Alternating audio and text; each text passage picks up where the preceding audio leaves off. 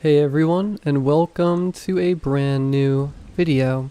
Tonight we have 2 hours worth of horror stories. I hope you all enjoy them. If you do, please be sure to drop a like rating. Subscribing if you are new is also very much appreciated. I post videos just like this every Sunday night. Anyways, sit back, do whatever it is that you do to relax, enjoy the video, and as always, I hope you all have a great night.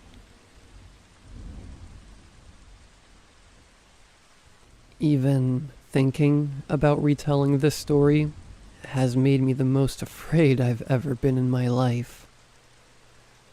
I suppose if I keep it bottled up, I'll go insane. God knows the security company isn't talking. I feel like if I don't warn people, and they go there... Alright, if I'm telling the story, then I'd better back up a bit. It started a little over a month ago. I work for a security firm that guards projects all over the country. I'm sort of a specialist. It seems like if there's some weird stuff happening at a site, I get called in. I'm not sure why. Maybe my ex-military background, or maybe the fact that... Well, we'll get to that. This place up in New England was having some trouble. A local firm was remodeling an old church when workers suddenly started quitting. No one seemed to have a good reason why they didn't want to work there anymore. So guess who got the call to come in and straighten things out? Driving up there gave me the most profound feeling of being alone I've ever had. And mind you, I've sat watching caves, foxholes, ditches, some of the most godforsaken places on the planet, all by my lonesome, and never did I feel as soul-crushingly alone as driving up that little 2-lane road that was the only sign of humanity as the trees seemed to close in on me from every side. As unnerving as that was, it was nothing compared to pulling into the little town where the church was. It was like the nightmare scene from a B horror movie. I guess arriving at night in the middle of a rainstorm didn't help. I pulled in beside the only vehicle I saw and ran inside the hotel that looked like a saloon out of an old western. I barely got the door closed until there was a light and a gun shoved in my face. "Who the hell are you?" said a man from somewhere behind the glare of a flashlight. "Jones," I said, slowly raising my hands. "I was called in to help out with your worker problem." The light lowered, but the gun stayed. "What company do you work for?" "Sentinel Security." I saw the man relax a little, but mostly I was happy that he lowered his gun. In the best of times, a gun in this situation is less than ideal. All kinds of accidents can happen. I've seen many innocent bystanders fall victim to contagious gunfire. The man stepped over to a table and sat. As I looked around the room, I was surprised at how much it looked like a movie set from an old western, right down to the lit lanterns on the tables and hanging from the rafters. He beckoned me over, and I sat across from him. "Judging by the welcome, I'm guessing the workers aren't the only ones who are spooked," I said. He looked at the gun, then laid it on the table. He seemed to be in his 40s or 50s, but there was a tiredness in his eyes. He looked weary and haggard.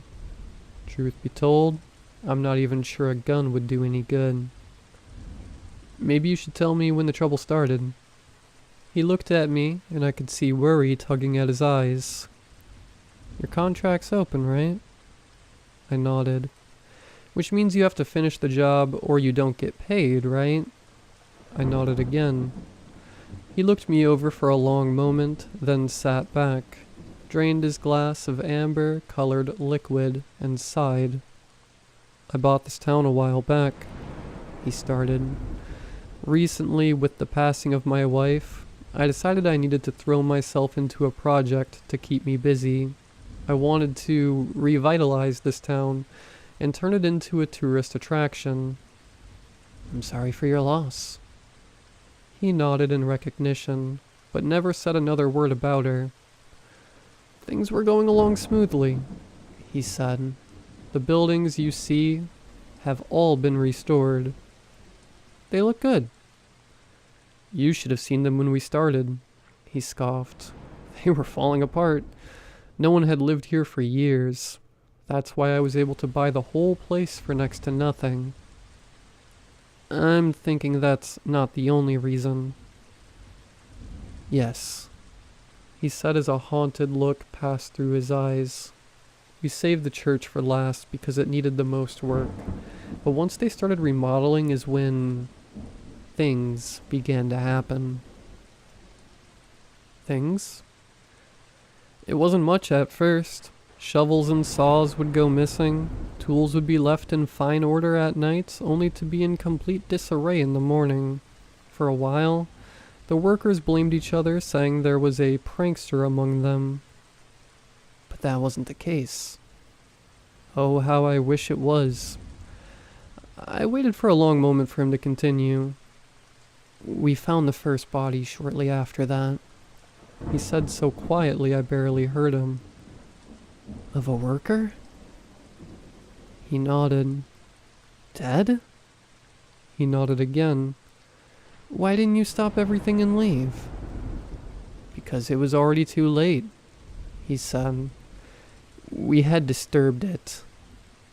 "Disturbed what?" He opened his mouth as if to speak, but no words came out. He shook his head and looked away. For a moment I could swear I saw a tear run down his cheek. "I'm sorry," he said, rubbing his palms on his face. "Let me take you to your room and we'll discuss this further in the morning." My curiosity wanted him to finish the story, but it seemed like his weariness had been amplified by alcohol. I followed him as he carried the lantern up the stairs to the first door and opened it for me. He handed me the light and told me the bathroom was across the hall if I needed it. "I'll be here bright and early in the morning to give you the dollar tour," he said, sounding more like a host. "Aren't you staying here tonight?" His eyes flashed genuine fear. "Not here," he said. "I'll be back in the morning."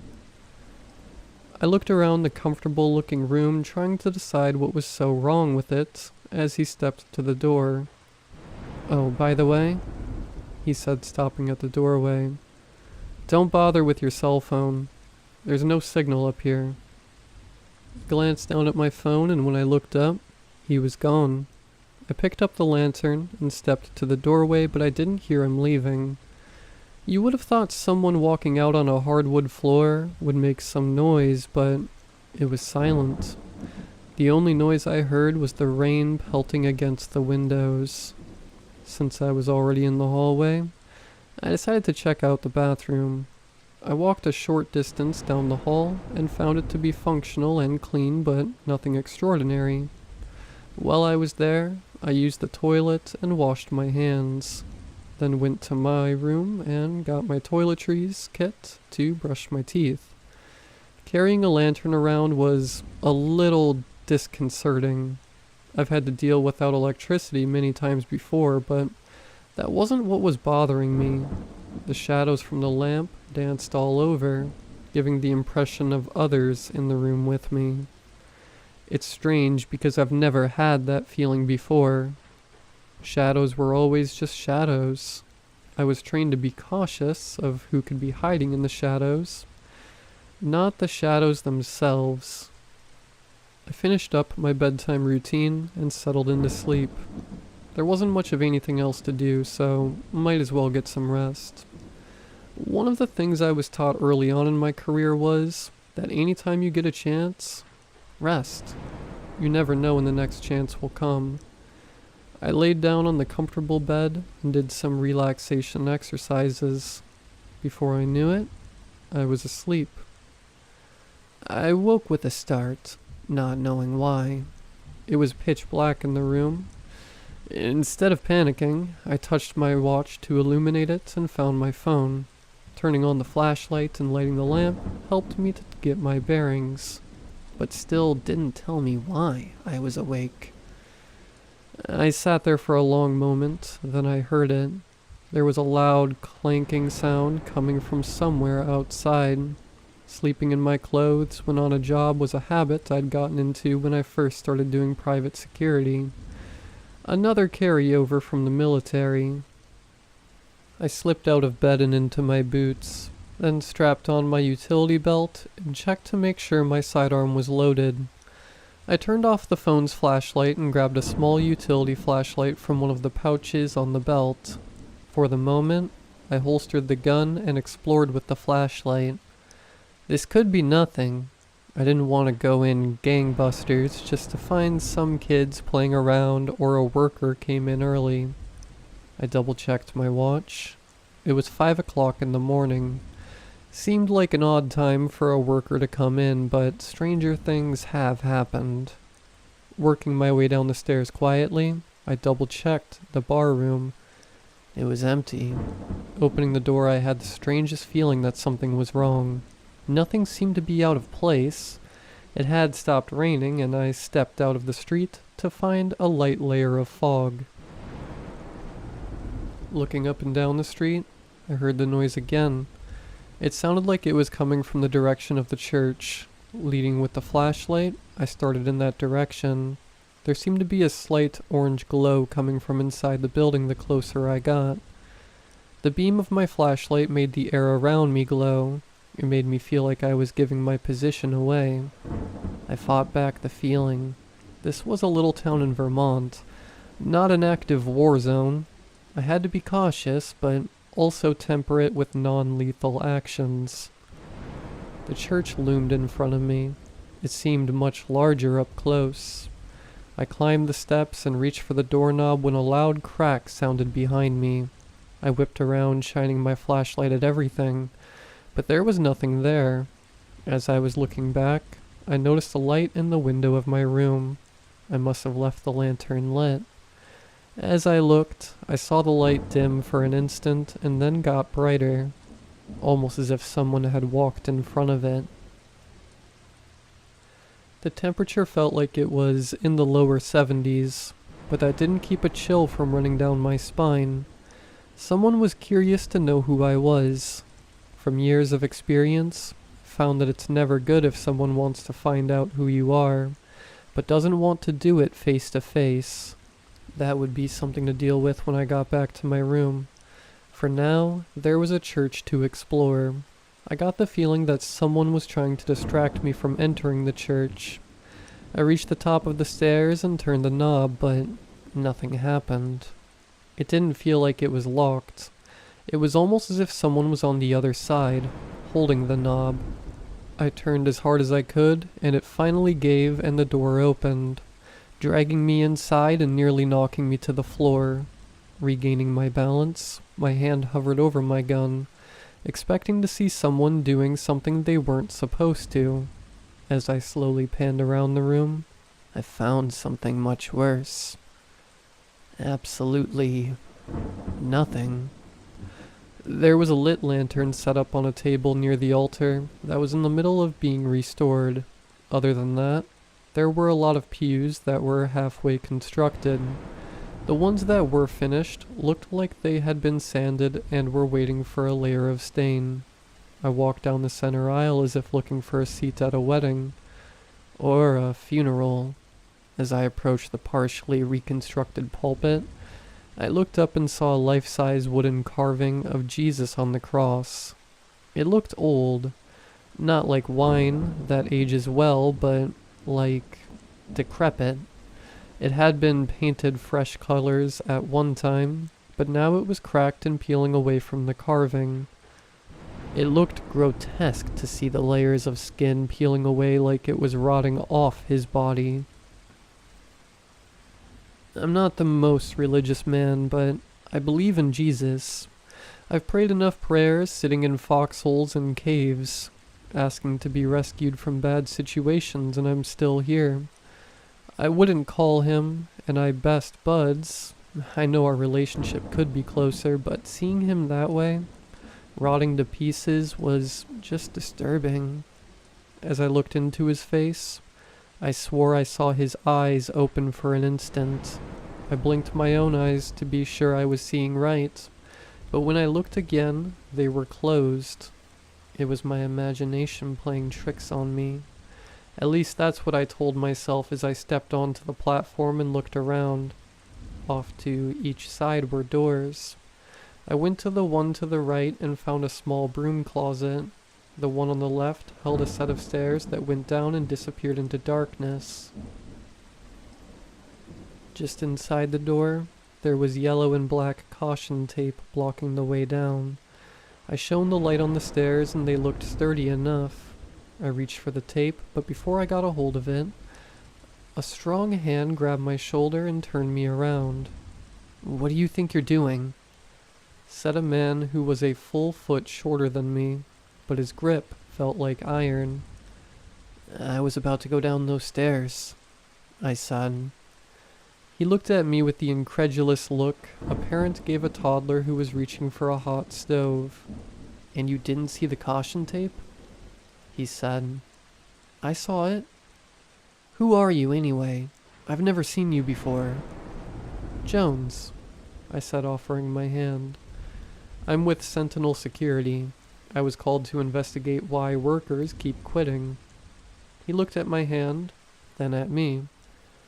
"So this investigation includes ignoring obvious warnings?" My hand was still extended, but had yet to be shaken. I let it fall back to my side. "Are you a worker or a foreman?" He scoffed. "Nothing so formal. I make sure people do what needs to be done." "So, foreman?" His eyes bled with suspicion as he stared at me. "Where did you say you were from again?"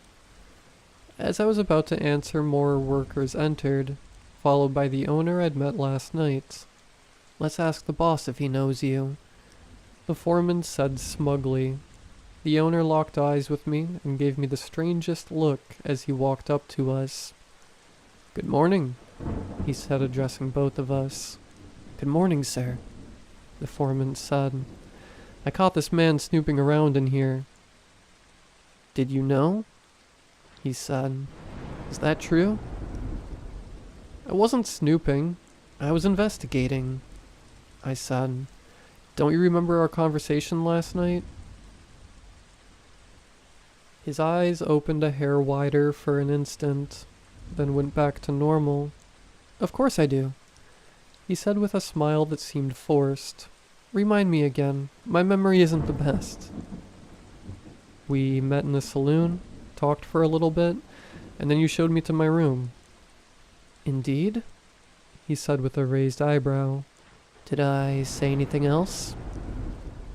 "You told me you bought this place after your wife passed away, and problems started after you found the first dead worker." "Dead?" the foreman said with alarm. "When did this happen?" The owner burst into laughter. "It appears Mr. Jones here has pulled a fast one on you," he said to the foreman. "Perhaps he and I should go and discuss the matter in private, and you can continue with your work." The owner grabbed my arm and guided me away from the foreman, whose eyes burned as they followed us out the door.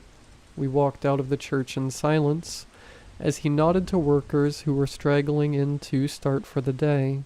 He led me back to the saloon, and we sat at the same table as before. "So you and I met in this saloon last night?" he said.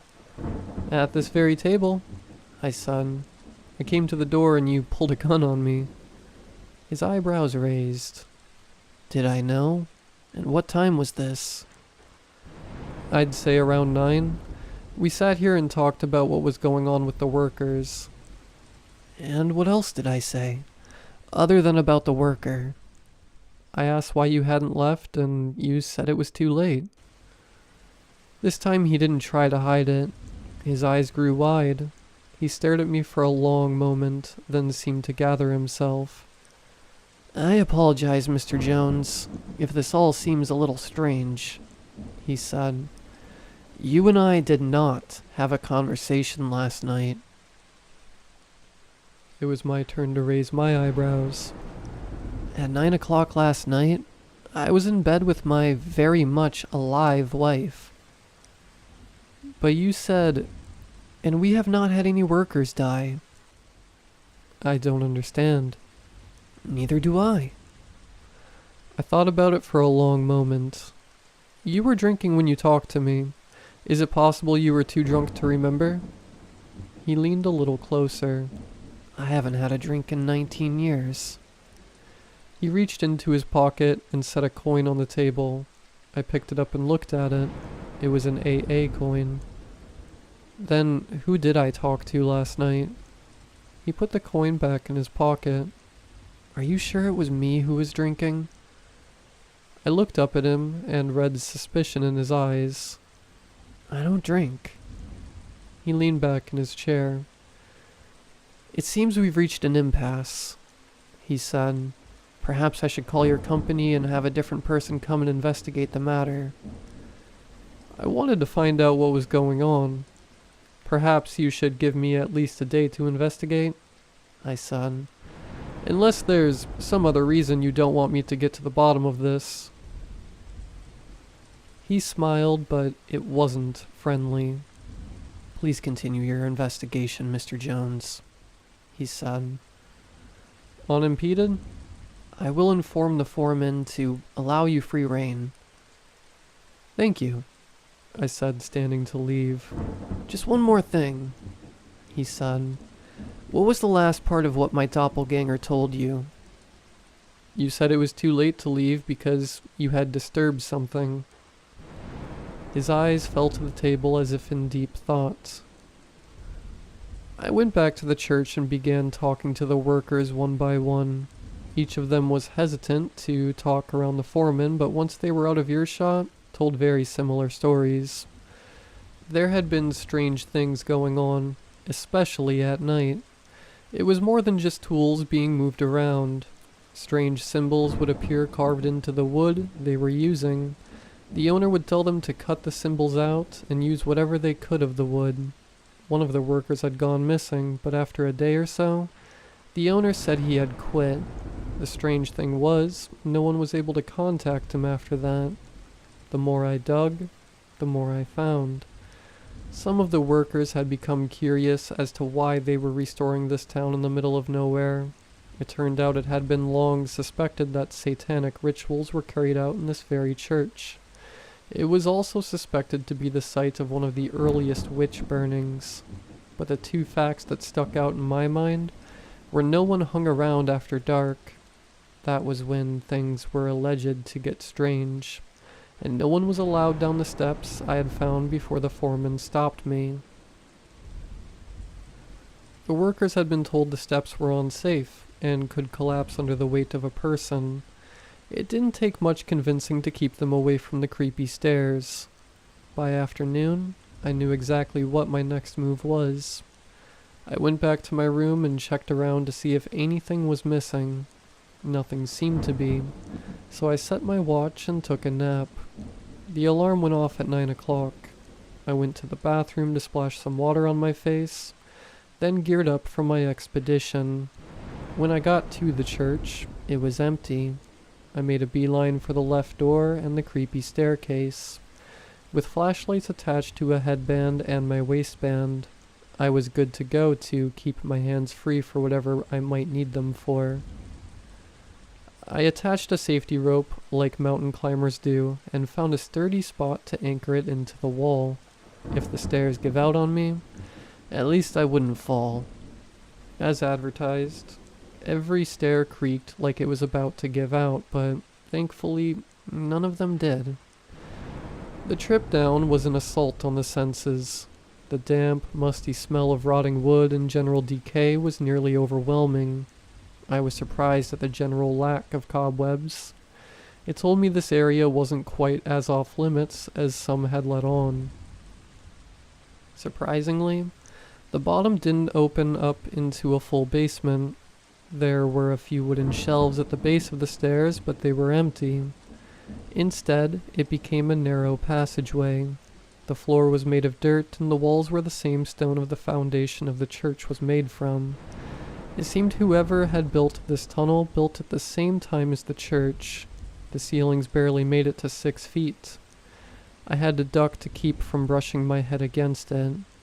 I wasn't sure what I was expecting to find, but this was the key to discovering what was happening here. I'd been walking for 10 minutes, senses alert, hand on my holstered sidearm. Suddenly the air changed.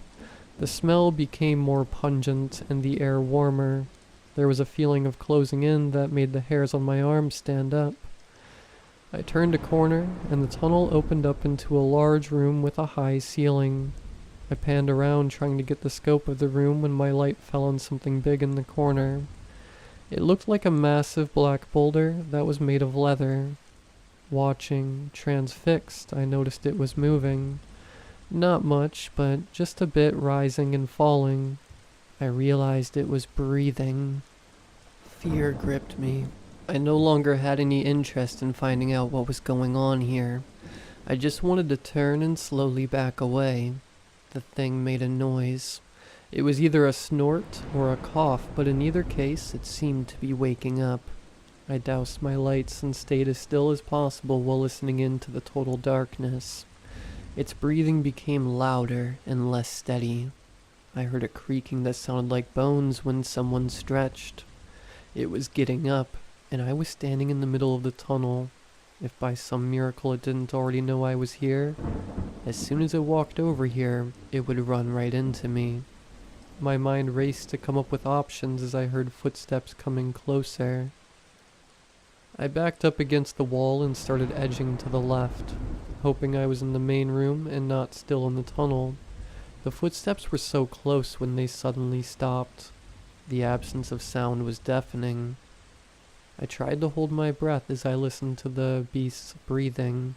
It was slow and sporadic, as if it was listening for me.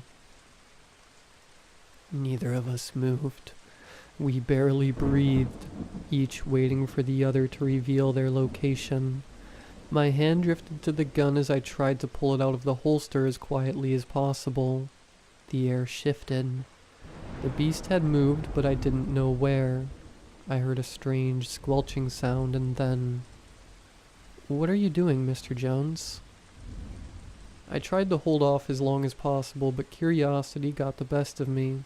I turned on my headlamp to find the owner standing right in front of me, staring at me with a maddening smile. My eyes darted around looking for the beast, but knew I wouldn't find it. It was standing in front of me. "So, are you the real thing?" I said, hoping to keep the panic out of my voice. "Or are you some shapeshifter who pretends to be someone else because he has no identity of his own?" "I'm whoever I want to be," he said. I heard the squelching again, only this time I had the displeasure of watching it happen. His entire body rippled and tore itself apart, only to reform into the beast for a moment, then tear apart again and reform into something much more terrifying. I gasped, looking into my own eyes. "You see," he said in my voice, "I can take your place and travel around pretending to solve problems."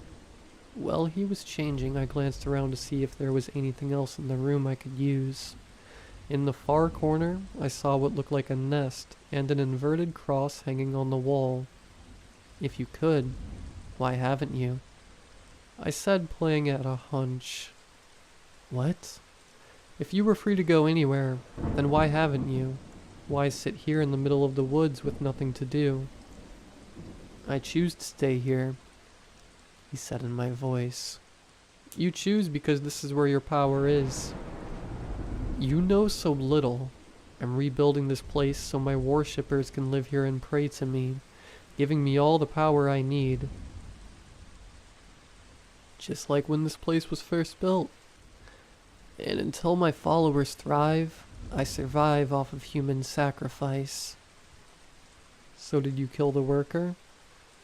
"And no one remembers him, just like they won't remember you." He grinned and took a step toward me, but I drew my pistol and shot him in the forehead. He fell to the ground, bleeding.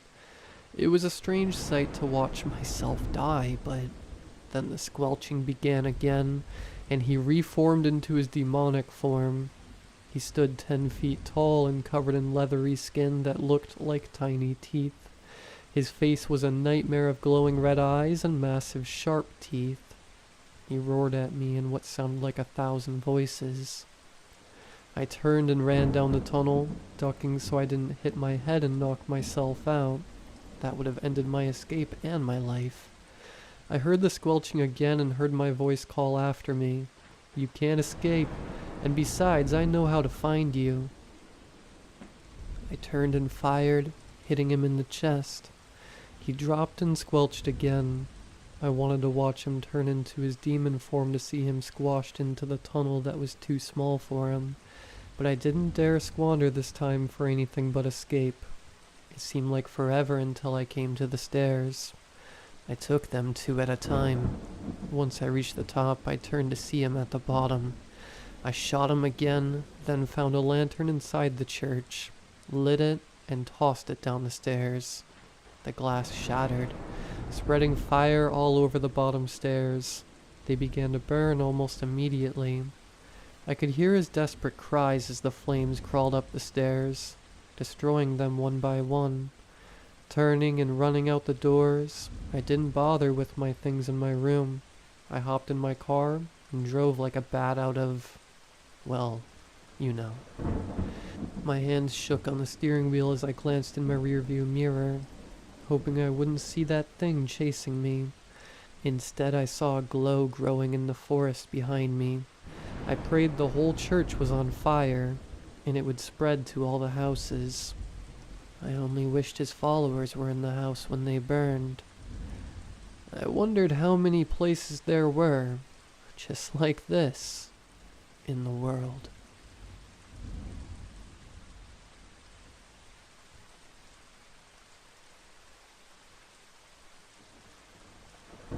Not to brag or anything, but I'm an exceptional human being. Not only am I intelligent, I'm also handsome, charismatic, and humble. So to think this horrifying incident would happen to such a great guy like myself honestly shocks me. My story begins in the summer of 2022. I just finished my sophomore year at one of the top universities in the country. I had a girlfriend named Alexis. Her family was poor. She could only afford to go to a community college. She also had to work part-time at a fast food restaurant. This is where I met her. Stupid girl, but she was hot. Also, she was very quiet and reserved. So she had some positives. I planned on upgrading from her after I got my degree. The only other friend I really had was my college roommate, Troy. He was a complete dork. He was really into ghosts, demons, and other superstitious stuff. His family was incredibly wealthy. He would show me pictures of his mansion. He would say some really weird stuff like there's a demon living in the mansion, that it lives in the basement but comes upstairs at night and bangs on his bedroom door all night long. He says he never leaves his bedroom at night because the demon kidnapped his grandfather. Anyway, I had 2 weeks until I started a summer internship. I wanted to spend time with Alexis, but she seemed to be getting bored with me. I then thought of an idea. I remembered Troy saying that he was taking a trip with his family to Japan the whole summer. The mansion would be completely empty. I could take Alexis to the empty mansion and impress her by saying it's mine. When Troy took a shower, I rummaged through all his stuff and eventually found the key to the mansion in his coat pocket. I wasn't stealing it, just borrowing it for the summer. The next day, I took her to the mansion. I started giving her a tour. At one point during the tour, I thought I heard a noise coming from the basement. Sounded like someone moaning. It's probably my imagination, I thought to myself. After I gave her the tour, I asked, "So, what do you think?" She gave me a smile and disinterested look. "It's nice." Her disinterest annoyed me. She lived in a bad neighborhood. Here I am, wasting all my time showing her a proper house, and she has the audacity to show disinterest? Anyway, we decided to spend the night there. We watched Netflix all night long and fell asleep on the couch. I woke up around 2 a.m. For some reason, I felt uneasy, like someone was watching me. I was still half asleep, but I started making out a dark figure standing across from me on the couch. "Alexis?" I asked. But then I looked to my right. She was still sleeping next to me. "Troy? No, he should be in Japan." My eyes started to adjust. The dark figure was humanoid in shape, but at the same time it was obviously not human. It was skinny, around 8 feet tall. Its arms and legs were disproportionately long compared to the rest of its body. The figure started making a moaning noise, the same one I heard in the basement earlier that day. Alexis woke up from that noise. It's then that I realized that this was probably the demon Troy was talking about. I thought it was complete BS, but here it was, right in front of us. "What's wrong?" I heard Alexis ask me, but I was still fixated on the demon. Alexis followed my eyes and screamed with terror when she saw the demon. The demon started walking towards us. I shoved Alexis at the demon to distract it. I then sprinted for the exit. However, the mansion was so big and it was pitch black that I didn't know where I was going. I just continued to run, hoping I could find the exit. I eventually tripped and fell over. I started to feel sorry for myself. Why was this happening to someone as exceptional as me? Why not Troy? Dude's a loser. Or heck, it could be anyone. Why was this happening to me? I started crying and accepted my fate. A few seconds later, I felt a hard slap on my face. I looked up. It was Alexis. "You," she wailed. "You were going to let that thing kill me so you could get away." I was astonished by what she was saying. She never acted this way. She was always very reserved and polite, and she just physically assaulted me. I was furious that she would treat me this way, but I regained my composure. "I demand an explanation. How did you get away?" She looked enraged. "That's what you ask me? Not that you're glad that I survived, or how I'm doing after you left me to die?" "You're exaggerating. I didn't leave you to die," I retorted. "And it's not like you contribute anything relevant to society like me." She looked at me with disgust and said, "That's it. I'm done with you," and started walking away from me. This completely caught me off guard. Why was she being so selfish? I'm destined for greatness. She is a community college student destined for mediocrity. My future is much more important than hers. She should be putting all of her effort into making sure I survive. But here she is, walking away from me. "What, you think you can escape without me?" I said mockingly. "We both know you're too stupid to survive without me. You need me." She continued to walk away without a word. "Fine. I don't need her anyway," I thought to myself. My eyes started to adjust to the darkness. I started to realize that I was near the kitchen. The kitchen has a window. I can escape through the window. I started feeling my way through the darkness until I reached the kitchen. I tried to unlock the window without success. Looking around, I found a pot on the kitchen table. I used it to break the window. I grinned. Sweet freedom. She should have stuck with me. I started to crawl through the window to the outside. I was almost all the way out when something grabbed my right leg. It was the demon. It was pulling me back inside. I was wiggling my leg, trying to get my leg loose, but the demon's grasp was too strong. The demon was slowly pulling me back into the mansion. To my bewilderment, I saw Alexis. She was already outside and she was walking away from the mansion. Alexis! Alexis! I screamed again and again as the demon was slowly pulling me back inside, but she couldn't hear me. Alexis! I cried. My whole body was back in the mansion now. The demon dragged me through the pitch darkness. I cried in horror. What was it going to do to me? I started to realize that it was taking me downstairs. It was taking me to the basement.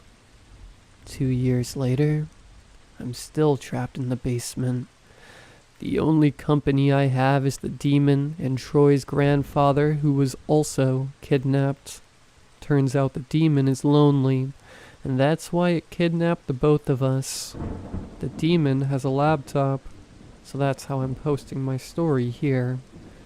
I sometimes go on Alexis's social media. Turns out she now transferred to MIT and is doing very well for herself.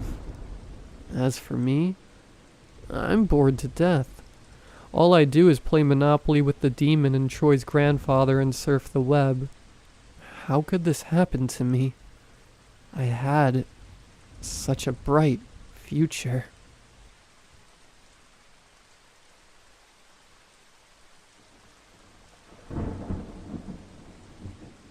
Everyone feels lonely sometimes.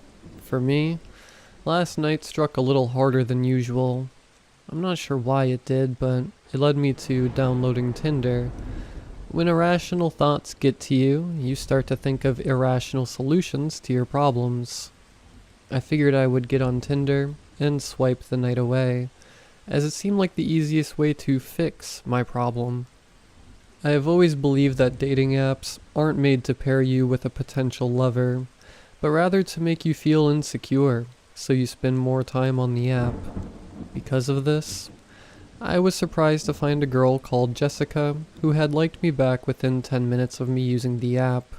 I felt like she was fake at first, but I'd rather find out than contemplate about the possibility, so I texted her. She responded within a few minutes, and we started talking. What felt like minutes of talking had turned into hours. When I looked at the time, I was surprised to see that it was 1 a.m., so I told her that I had to sleep because I had to wake up early for work in the morning, but that I'd love to text with her again. She replied, "Oh, yeah, no problem. If you give me your phone number, we can get off the app." And then she added a smiley face. Without hesitation, I gave her my phone number and went to sleep. I woke up and started the day as I usually do. I ate breakfast, took a shower, brushed my teeth, and got on my way to work. I've worked for a newspaper for over 5 years, where I get to write about all types of things. Today I had to write about a man who went missing not too far from where I live. He was 2 years younger than me and lived alone. It's been 2 weeks since his disappearance, and the local authorities decided to use the newspaper in hopes someone would have more information. As I was finishing up the story about the missing person, I got a text message from the girl. She asked me how work was and if I had anything to do that evening. I caught myself smiling at the text message and ridiculed myself for already being head over heels for this girl, despite not having met her in person. I always tend to get attached to people too quickly, which is usually why my relationships don't go as I would like them. Because of this, I cursed my mind for feeling this way. I waited a few minutes before answering her text, because I felt like it would make me seem more mysterious and busier than I actually am. I'm not sure why, but I figured it would be better than replying within 5 seconds. "Yeah, I'm free. Getting off from work soon. What do you have in mind?" I sent the message and went back to finish the news article. Once I had finished it, I sent it to my boss for confirmation and left work for the day. When I looked at my phone, she replied to my message. "How about you come over to my place for an hour? We can chat and have some fun."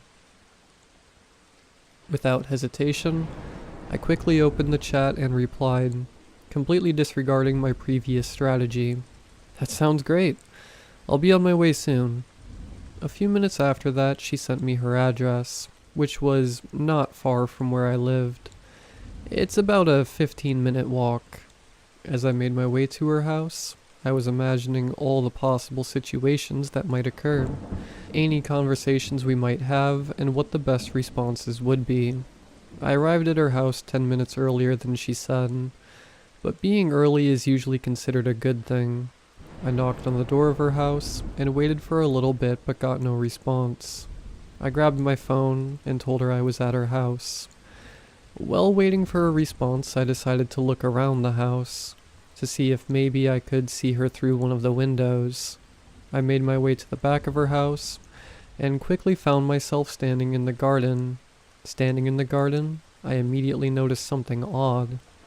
It seemed like she had done some digging a few days ago. I figured she had tiles in her garden which she decided to remove. Before I had the chance to think about it any longer, I heard her voice yell at me from a window above me. "Oh hey, you're already here. Let me open the door." I waved at her awkwardly and was startled by her sudden appearance. I quickly regained my composure and made my way back to the front door, where I was met with her beautiful smile and a gesture for me to come in. "You want something to drink?" she asked. Some water would be great, thanks," I replied awkwardly. I forgot how shy I can get around people when it's not over text. It's a whole different experience for me. I could tell she picked up on it. And she was amazing when it came to talking to people, because she managed to make me feel at ease quickly. She handed me my drink, and we started talking like we had the night before, the only difference being that this was face to face. After talking for a bit, I asked her if I could use the bathroom. "There's one right down the hall," she said, pointing to the general direction. I stood up and made my way to where she was pointing. The bathroom seemed to have been recently cleaned, and the smell of bleach was more than noticeable. But other than bleach, I could also smell something else. Something rotten. I made my way back to the living room and said, "Hey, I think some animal might have died near your bathroom." As I turned the corner and looked at where I last saw her, I was met with nothing. I also did not get a response, so I called out her name. "Jessica?" There was a brief pause, but then she replied, "I'm in the kitchen making snacks." Something about the way she said it made me feel uneasy. I can't explain why, but perhaps it's because of all the stories I've heard online about this type of thing. I slowly made my way to the kitchen, peeking my head around the corner, and what I saw left me stunned. She had smeared blood under her eyes, and was holding a kitchen knife in her right hand. Though I felt unable to process the situation I found myself in, my fight-or-flight instinct kicked in, and I ran to the front door to open it, only to find it locked. "What's the matter? I thought you wanted to have fun," she said in a playful voice. In a frenzy, I ran upstairs and desperately tried to open any of the windows, only to find out that she had locked all of them. I heard her make her way upstairs, giggling and singing. I cursed myself for being so careless. I should have known better to meet in a public place. I tried to think of any way out of this situation, which was when I realized the window she had yelled through might still be open. Maybe I could use that window to get out. I quickly ran to the side of the house where the window was to push my luck. To my surprise, the window opened, and I saw my chance to escape. I could hear her yelling no as she was inches away and running towards me. Realizing I had no time to hesitate, I jumped out of the window and landed on my back. Though the fall was painful, I was still able to get myself on my feet. I ran to her neighbor's house and frantically knocked on the door. An older couple opened the door and seemed rightfully confused by my frantic look, but realized I needed help, so they let me in. They allowed me to use their phone to call the police and offered me a cup of tea to recover from what had happened, which I explained to them. This was when the pain in my back started to become worse, as the adrenaline in my body was slowly becoming less and less. Within 10 minutes, I heard police cars outside. One of the policemen knocked on the door and asked me what had exactly happened. While I was explaining to him everything that had happened, the other cops kicked the door in after Jessica did not open the door. A few minutes later, the cops came out of the house with her laptop, a blood-filled bottle, and a cup of fingernails. The only thing that seemed to be missing was Jessica. She probably left as soon as she realized I would call the cops. I got the medical attention I needed, and was offered a drive back to my house by one of the policemen. I was completely exhausted and fell asleep within a few minutes.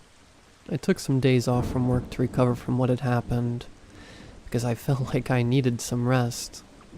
A couple of days later, I learned that Jessica had been a part of an online cult which seemed to worship Satan. I had also found out that I wasn't her first victim. The man I had written about in the newspapers, who had gone missing, had been found buried in her garden. After some DNA tests, they confirmed that the blood and fingernails they found were his. I have deleted Tinder since then, and decided to never download it again. There's still no information about where Jessica is, but I'm glad I never gave her my address.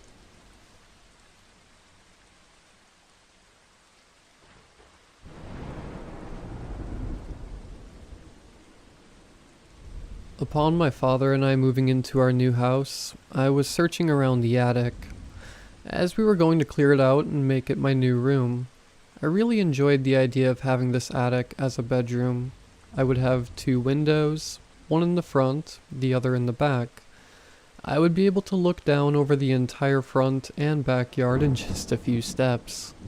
I know this isn't something most people would be necessarily excited for, but I was 13 and thought it was really cool. I examined the uncleared room, imagining where I would keep all my furniture, but this was kind of difficult to do with all of the boxes and debris in the way. It was a small rural home in Colorado that had been abandoned for some reason many years prior. While my father was occupied moving our own old furniture from the moving truck, I opted to begin cleaning out the attic. After all, I was a teenager now. I could absolutely clean out the entire thing by myself. I was wrong. I decided I would have to get all the boxes down and emptied out first, before getting my dad to help me move the old shelves and such. I began excitedly rifling through the boxes to see if there was anything worth keeping, like old Pokemon cards or something. To my dismay, none of it was really that interesting, mostly just seasonal decorations. I had gone through nearly every box in about an hour when something finally caught my eye. A tape. It was extremely dusted and whatever was written on it had been scribbled out. I imagined it must be something spooky and thought I would watch it when we got my room set up. I tucked it into my bag with all of my personal belongings and made my way down to help my dad finish unloading the truck. After a few days living there, I was able to deduct that something felt strange about the house. I liked my room though, so I was being optimistic about it. The age of the house became apparent, with chipped and scratched paint covering the walls, and the structure settled frequently. I believed I could get used to it though. The worn paint, while a noticeable flaw, seemed to be an easy fix through a simple application of fresh coats. I had entirely forgotten about the tape at this point, as I was more focused on helping my dad tidy up the downstairs areas. It was a cheap home, given that it was abandoned and had a ton of old furniture in it. I never understood why the previous owners would abandon the home without any of their belongings. After about a week and a half of cleaning, and moving the downstairs was finally looking like a sustainable living area. Now it was time for my room, which my father told me we would work on the next day. I was upset about this, but understood. We'd been working for almost 2 weeks. We didn't have a lot of money, so we just cleared everything out on our own. Those freshly painted walls would more than likely have to wait a while. The next day, we finished preparing my room and began getting my books, DVDs, and games out of boxes. I sat the tape on my bookshelf with everything else, not thinking much about it yet.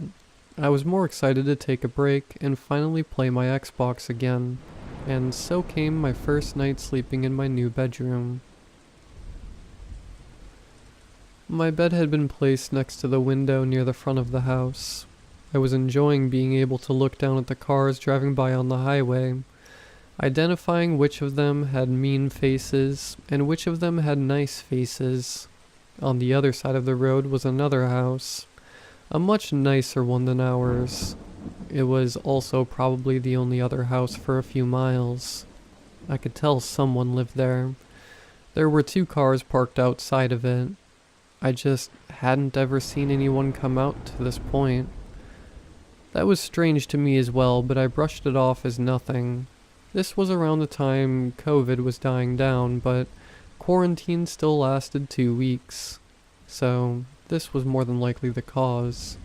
I stopped thinking about it for the night and continued to judge the cars until I fell asleep.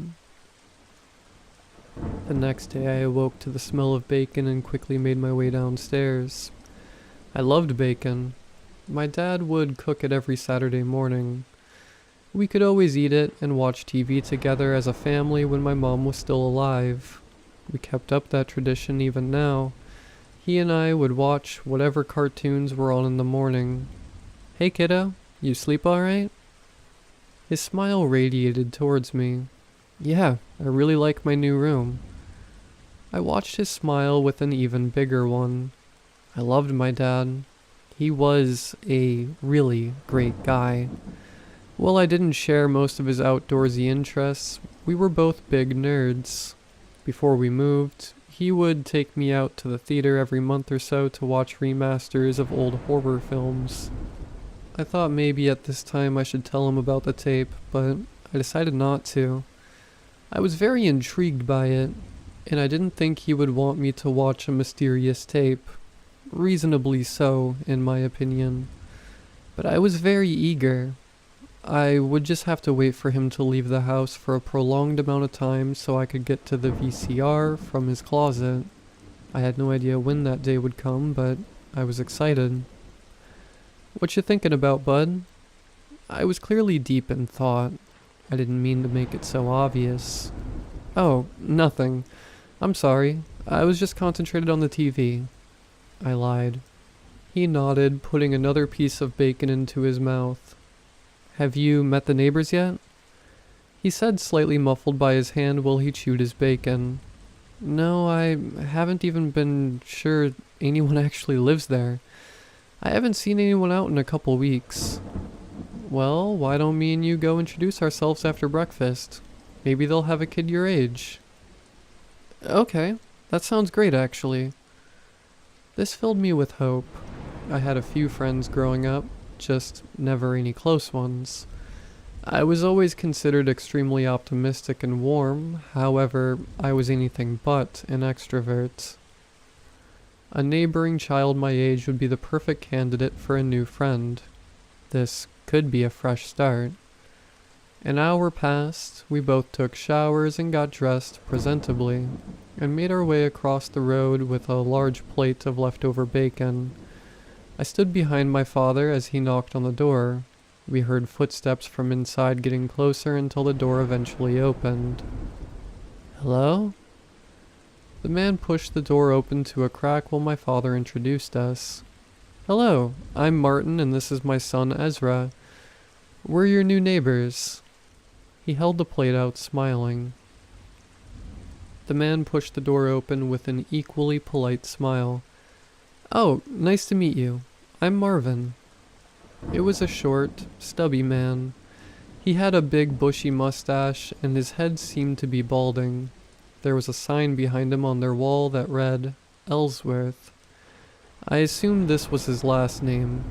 I stuck up my hand shyly in a wave. He looked over my father's shoulder at me. "Hello, Ezra. I'm Mr. Ellsworth. It's very nice to meet you.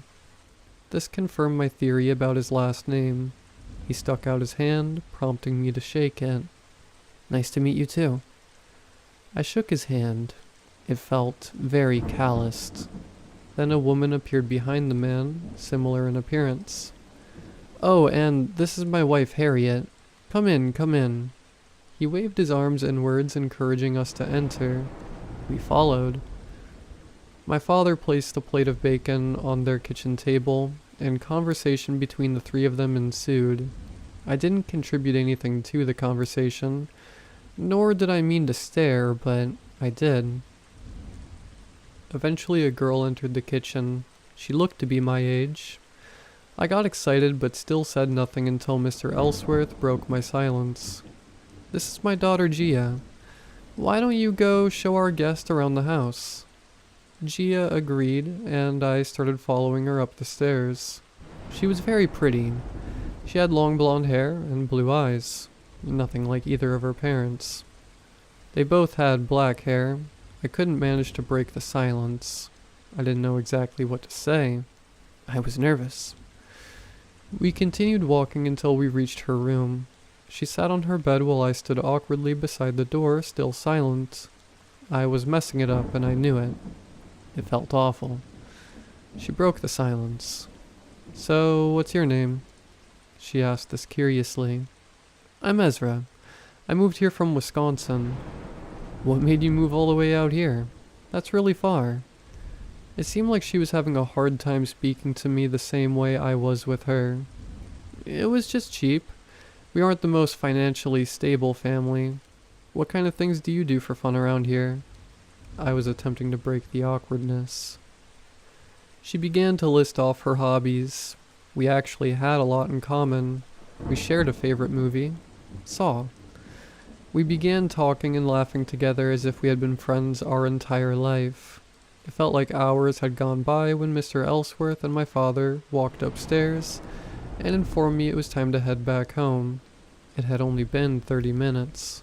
I waved goodbye to her with a smile, and she reciprocated. I was very happy. I made a friend. About a week had gone by. Gia and I were hanging out frequently now, both at my house and hers. My dad had gotten a job. It was still summer. Things were great. When I was with Gia, I had entirely forgotten about the tape.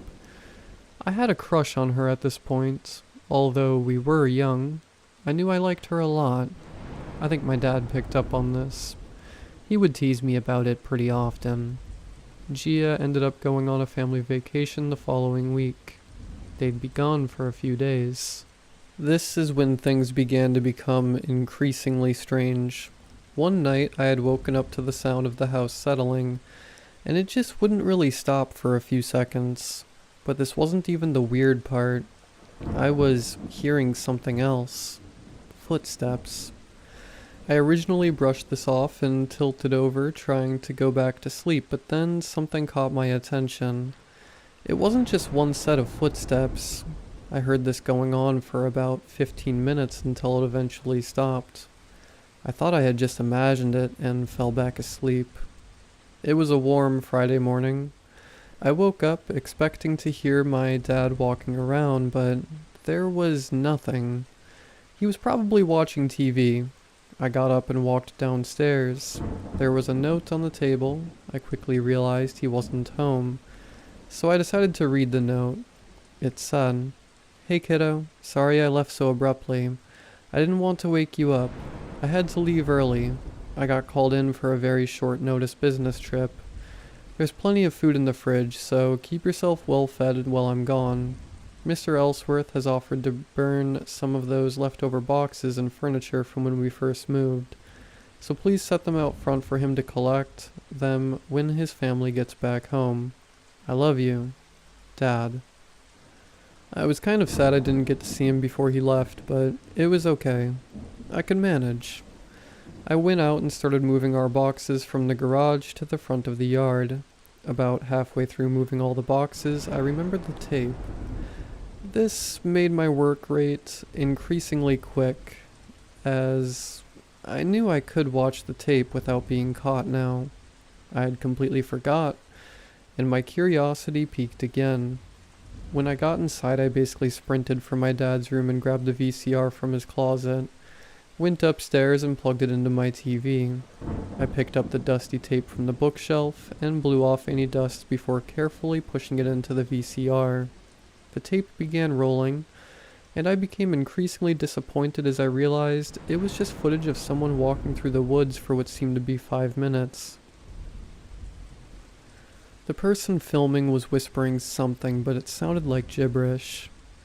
Towards the end of the tape, whoever was recording the tape's pace sped up, and a building came into frame as the tape ended, but it was too blurry to make out exactly what it was. It was pretty weird. It just didn't meet my expectations of a spooky tape. I kept watching the tape over the course of the next few days. I was just still curious as to what it was on the tape. I was failing to make any type of connection, so I gave up. Everything was pretty normal other than the tape. A few days passed and I saw a vehicle pull into the Ellsworth's driveway. They were home. I finally had someone to talk to again. Gia was home. But first I had to assist Mr. Ellsworth with transporting the boxes over to his backyard so he could burn them. This took a long time, but eventually we got it done. Before I knew it, it was 9 p.m. I didn't have time to talk to Gia today, even if I wanted to, so I just thanked Mr. Ellsworth, told him good night, and went back home. My dad would be home a few days later too, so I was pretty happy about that. Except, he never returned. A day became 2, 2 days became 3, and I was now increasingly worried. I had stopped talking to Gia, I was so anxious. Then something came in the mail for me. I hoped it was a letter. I didn't have a phone with service, so this was the only way I'd be able to communicate with my dad. It wasn't. It was another tape. I didn't even want to watch it. I was still too concerned about my dad. This tape was also scribbled out, and looked to be pretty old. My curiosity finally got the best of me and I put the tape in. It began to roll. A man walked into the frame this time. He sat down at a table, then I realized this was my house. The man, very distressed, began to speak. "If you manage to get a hold of this tape, you need to get out of that house. The people across the street, they kill people. They mutilate them and do horrible things with the parts. I'm about to contact the authorities as soon as I finish this recording. While my mom was over to visit, she mysteriously disappeared. I never knew why." He paused for about 15 seconds and took a deep breath. "I was over at their house a couple hours ago. I was looking for them because they had gone downstairs. I was just going to let them know I was about to leave. I found a finger while I was down there. It had my mother's wedding ring. There were several boxes. They know. They have been trying to scare me before they kill me. They're making me record this to play with me before they kill me." He broke out into tears. A much younger Mr. Ellsworth walked into frame behind the man, and the tape ended. I was horrified. I didn't know what to do. Was this why my dad never arrived home? Boxes. Like the boxes my father had asked me to give Mr. Ellsworth in his letter. The footsteps I heard a couple weeks ago that I brushed off as nothing. The first tape.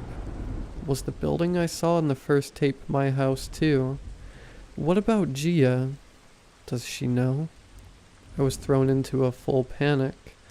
I knew I had to get out of here and run to the next house I saw as soon as I possibly could. I turned around to begin leaving, but I froze. I saw him. Right out of the corner of my eye, I saw him. He was in my wardrobe, staring at me wide-eyed through the crack of the door. It was Mr. Ellsworth.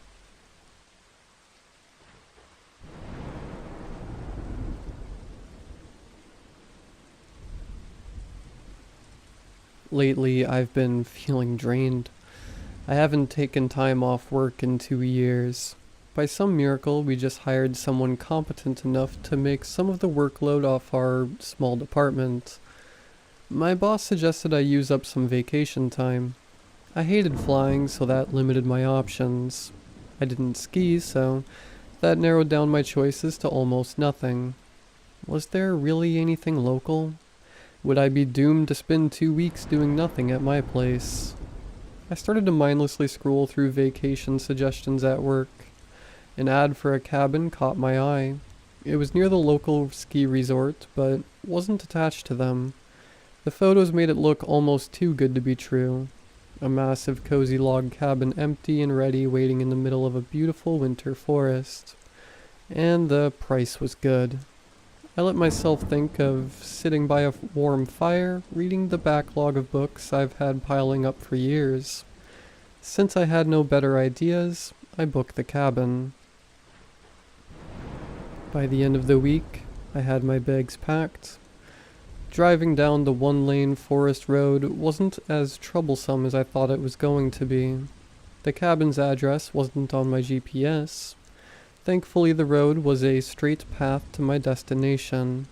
I expected to see some wildfire on the way. Not even a small bird flew between the trees during the entire ride. At least it was quiet. The photos didn't do the cabin justice. It was far more breathtaking in person.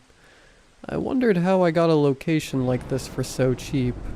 Someone had been there recently to shovel a pathway and remove the snow off the front stairs, but I didn't see any footprints. It took a few trips to haul all my bags into the place. I was glad someone maintained the walkway, or else I could have broken my neck. It was cold inside.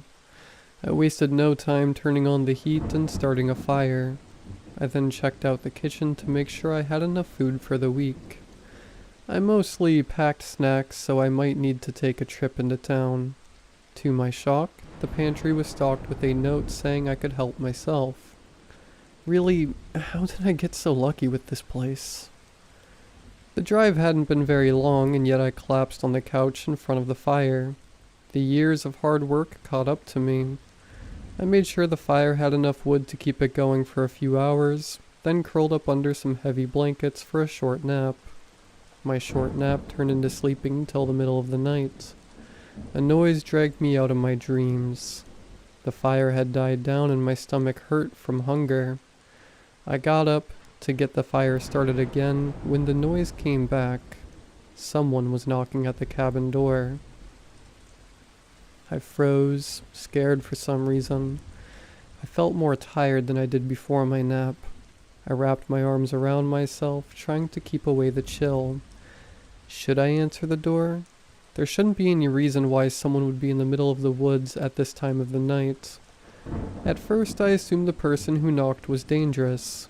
Then I realized they could have just broken in and not knocked first. Still, I grabbed the iron fire poker before I went to the door. "Hello?" I called out. Oh, hello. I got a bit lost. Can you tell me if there's a town nearby? A female voice came from behind the door. My hand started to reach for the handle. Then I considered she might have a tougher male friend waiting to charge the door when my defenses were down. "Yeah, there's one down the main road," I said, wondering how she got here, if she hadn't used the only road up. Road? Oh, I see your tire tracks. Maybe I could follow them. Hey, are you alright in there, or do you need help getting out? She asked as if that question was normal. What the hell was she talking about? A fierce chill shot down my back. I opened my mouth to respond, but movement out of the corner of my eye caught my attention. I could see some windows in the living room from where I stood. It was still pitch dark outside. A white shape started to appear in that darkness. My heart froze as a pale face got closer to the window. The ghoulish appearance was something made of nightmares. A wide black smile pressed against the glass. The dark eyes made contact with my own. Then a loud banging came from the front door. I nearly jumped out of my skin. When I looked back, the face in the window was gone. I ran to where I left my cell phone. The thing refused to turn on. The banging still echoed through the entire cabin as my shaking hands plugged the charging cord into my phone. Still nothing. I then ran around, making sure every door was locked. As I went by the windows, I briefly saw more of those pale faces outside. What was going on? I noticed something at the top of the kitchen windows. I reached over to grab a cord. A wooden set of shutters slid out from under the wall and locked at the bottom. I'm sure if someone tried hard enough, they could get through the shutter, but at least it was an extra layer of protection. I found out all the windows had these shutters. The banging sound grew quieter each time I covered a window. I even ran upstairs to lock up the ones in the bedrooms just in case. While I raced around, I kept hearing that female voice offering help and telling me to just go outside. Like hell I would ever do that. When the last window had been covered, the noises from outside stopped. I soon found out none of the landline phones worked. My cell phone refused to turn on no matter what I tried. I was safe inside the cabin, but trapped. Could I wait out whoever, or whatever was outside? I had enough food for the week. My boss knew where I was going, so when I didn't come back, he would call the police, right? I didn't want to wait this out for a week. I wanted to get out of here now. I got the fire going again. A chill got into my body and ran down to my bones. I knew I needed to keep my strength up, so I ate some of the snacks while I sat shaking on the couch, iron fire poker within arm's reach. For some reason, I started to feel exhausted. Soon I couldn't keep my eyes open and fell asleep, even though I was still scared out of my mind. I woke up in a cold cabin. I couldn't tell what time it was. There were no clocks, and my phone was still dead. I didn't dare risk opening the shutters to see what time of day it was outside. I've never felt this cold in my life. I piled on layers of clothing. Not even the fireplace or turning the heat up to the max helped get rid of the chill. A scratchy feeling came to the back of my throat. I was getting sick on top of everything else. I needed to warm up. To my disappointment, the shower only had slightly warm water. I almost felt colder after a quick shower.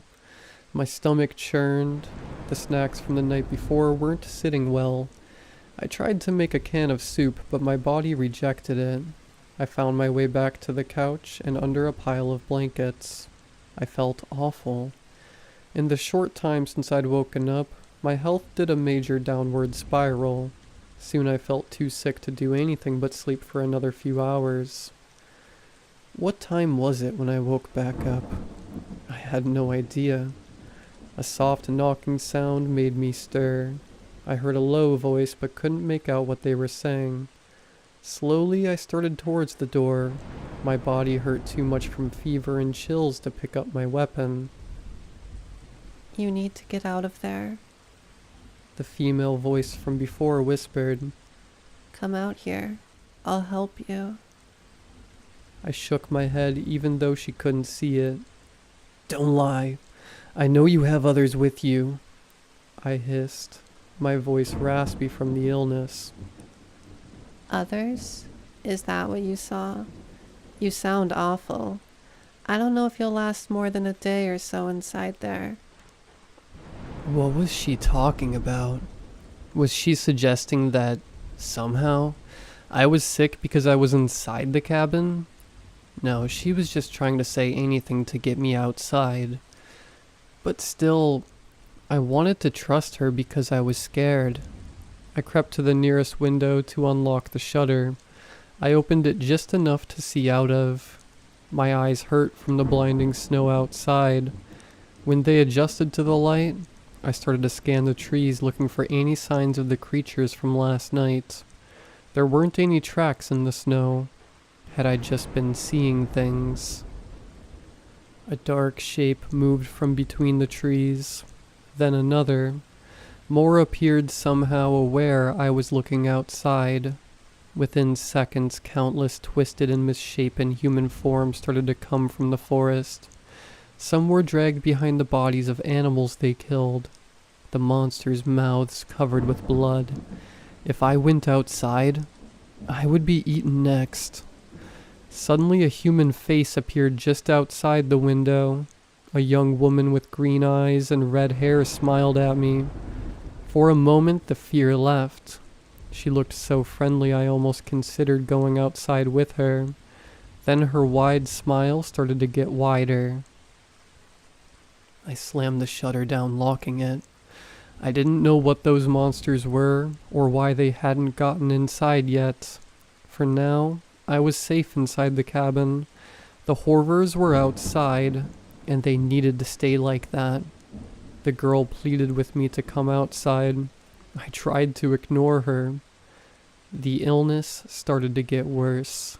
Soon I found myself unable to stand for long. I once again made my way to my safe space on the couch. My mind was muddled with a sudden fever, making it impossible to think. Before I passed out, I heard the girl outside speak once more. I'll somehow get you out here. How long did I sleep? I didn't know. I couldn't move. My throat hurt. My body hurt. I could barely keep my eyes open. Was this how I died? Alone in the middle of nowhere? I didn't even like cabins, so why did I come here? I could have read all those books at home. Another banging noise woke me. This time, it was different. I also smelled smoke.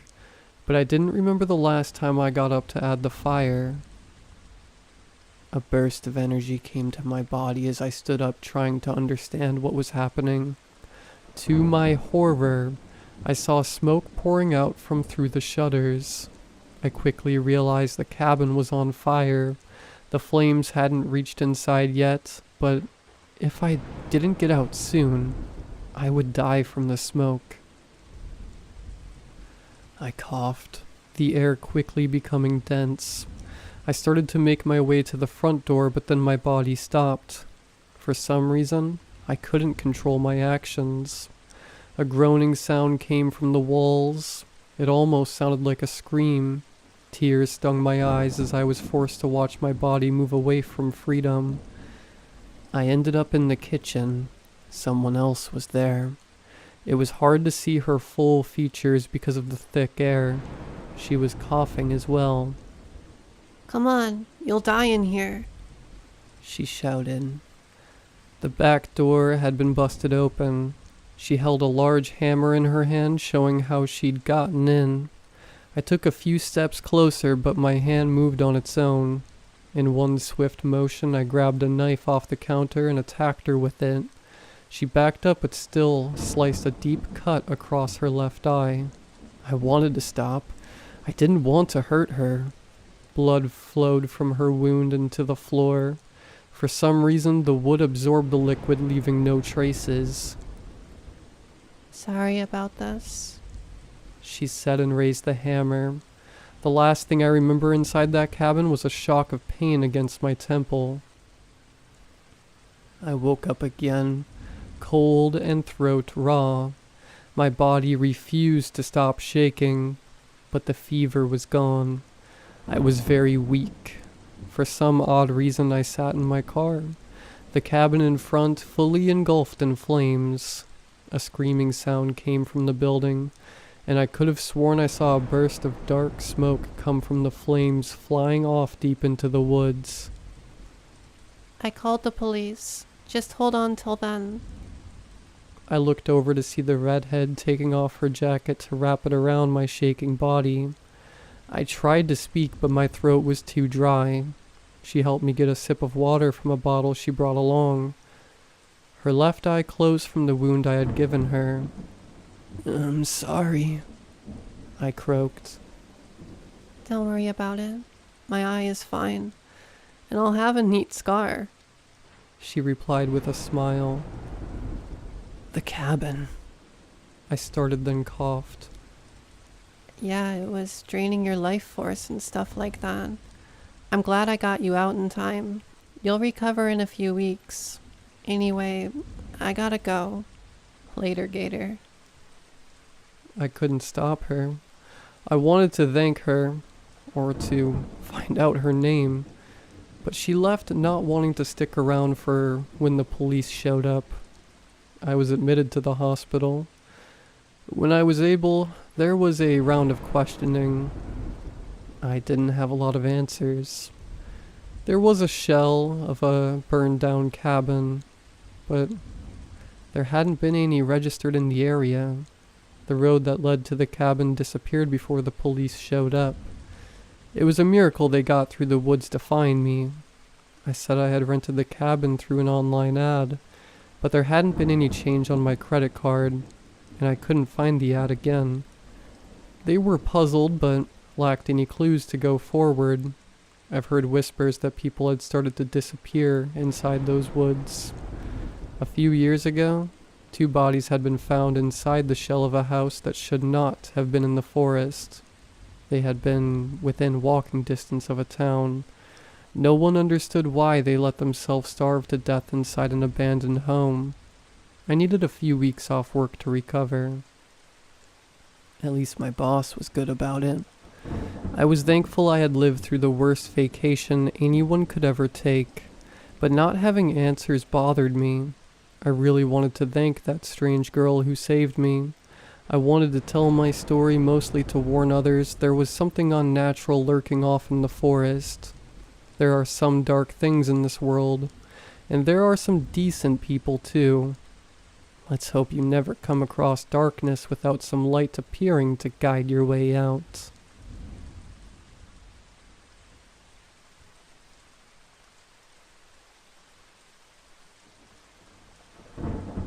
I looked down at the creaky basement stairs trailing off into a void of darkness. I tried to swallow, but my throat wouldn't let me. I was too afraid. My grandmom's house was a mostly pleasant place to me, all except the basement, that is. The basement was old and smelled of mildew and dust. The stairs leading down were the wooden ones that have gaps behind each stair, which only amplified the feeling that when you walked down, something would grab you from underneath. There were 3 singular lights down there that had to be turned on with pull cords, so you had to go down into the near complete darkness to turn them on. I stood at the top of the stairs, my childhood imagination running wild with thoughts of monsters in the darkness. I knew I had to go down. Both my grandparents were disabled, so it had to be me to go bring up the things from the freezer my grandmom needed. I knew the very real risk of one of them injuring themselves down there greatly outweighed my fear of things that lurk in the dark. I took a deep, shaky breath and ran down the stairs as fast as I could and sprinted towards the first light. Click. The dim light buzzed softly with electricity as it came to life. It only illuminated about a 4-foot circle around me. I looked around at the old workbench and all the random stuff that was down there, which did nothing but creep me out even more. There were so many dark corners for things to lurk, and the dim ring of light around me only made the rest of the darkness seem more oppressive. As I was preparing myself to run to the next light near the old fridge, suddenly I was plunged into darkness. I didn't hear a click or that distinct popping noise of a bulb dying. It was just silent. Waves of fear washed over me as my mind raced. I had to do something. I ran towards the next light, feeling invisible hands reaching for me as I moved. Click. Nothing. The lights weren't working. I pulled the chain again, keeping my eyes shut tight, just praying that when I pulled it again, I'd see a flash of light through my eyelids. But I didn't. It was dark. The only light in the basement was the subtle glow of the streetlights coming through the tiny basement windows. I told myself on repeat there was nothing there, and monsters weren't real, trying to find any shred of bravery left in me. I took a deep breath as I flung the door of the freezer open and grabbed the things my grandmom had asked me to bring up. I started turning to run back to the stairs when I heard the worst noise I could have imagined at that moment. The basement door slammed shut loudly and forcefully. Whack. No, no, no, please no. I scrambled up the stairs as fast as my body would carry me and tried desperately to open the door. It wouldn't budge. The door didn't have a lock on it, but it did stick in the frame sometimes and was hard for even a grown adult to open, let alone a young girl. My grandparents never closed it for exactly that reason. Grandmom? Grandpa? Someone please, please open the door. I dropped everything I was holding and violently shook the door handle as hard as I could. I yanked and pulled on it desperately, but it didn't move. The door opened in towards the basement, so ramming myself into it wasn't an option. But truthfully, I wasn't strong enough to unstick the door, let alone bash my way through it. Then a horrible thought crept into my mind. The door faced inward. There was no draft at all, let alone one strong enough to have done that. Someone had to have slammed it like that, from inside the basement. Then I remembered, just to the left of the fridge was the cellar door that led to the outside, but I'd have to go all the way across the basement to get there. I sat for a moment with my head against the door, and my back scrunched tightly against the wall, trying to figure out what to do when I heard a noise from below. Shh. It was just a quiet little scuffle, like someone dragging something across the concrete floor, but it sounded like it was directly below me. I froze as I listened. And then there it was again. It sounded like it was moving from under the stairs towards the bottom step. I was shaking so violently. If someone had seen me, they probably would have thought I was having a seizure. Maybe I was. I don't really know. Grandmom? Grandpa? Please, please open the door. I slammed my fists as hard as I could against the door. From below me I heard the same sound growing closer. Please. I slammed my fists so hard I had long, colorful bruises on them for over a week after. I'm truthfully amazed I didn't break any bones in my hands. As I heard the noise again, I turned my head towards the bottom of the stairs. I thought for a second I could make out the outline of some tall, lanky, dark figure hunched over just past the stairs, but beginning to stand up in the darkness below. In that moment, the purest form of fight or flight took over my body. It was almost like being possessed by someone else, someone far braver and smarter than me. Before I could have any more thoughts, I launched myself through the gap in the railing onto the concrete floor. I hit the ground hard, but I had too much adrenaline to carry. I heard some kind of deep, raspy, inhuman groan coming from behind me as I got back onto my feet and started running towards the cellar doors. I could hear whatever it was, joints crackling and popping as it shuffled towards me, making that awful dragging noise. I didn't dare turn around to see it. As I finally reached the little stairs leading to freedom, I slammed my shoulder as hard as I could against the cellar doors. They were heavy and barely moved at all when I slammed into them, but I knew this was life or death. I wedged myself between the top step and one side of the doors and pushed myself against the door up with all the strength I had in me. I heard the raspy groan growing closer and louder. I pushed the door as hard as I could until I could see the backyard. I felt something unnaturally cold and bony swipe against my leg as I fell out onto the ground. GatorSwampWitch? I heard my grandmom say in a completely confused voice from over by the pond. Honey, what are you doing?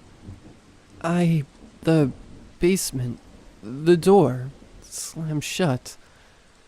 I panted, my mind still racing. As the comfort of adults being with me again started to melt the fear off me, I gained enough courage to look down the cellar steps. For just a moment, I saw something slink away back into the darkness. It looked pale and bony and just wrong. I saw a singular bloodshot eye that was far too big and wide with no iris as it vanished into the darkness.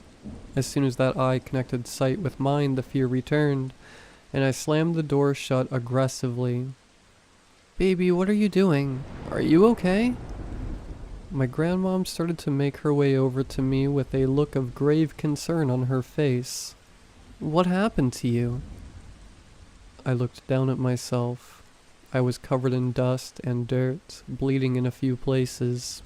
The side of my body that hit the basement floor when I jumped off the stairs was covered in scraps with purple bruises beginning to form underneath. The sides of my fists were swollen and already beginning to change colors from banging so hard against the door. After I gained my composure for a moment, I looked at my grandmom's sweet, concerned face. The basement door slammed shut on me and I thought I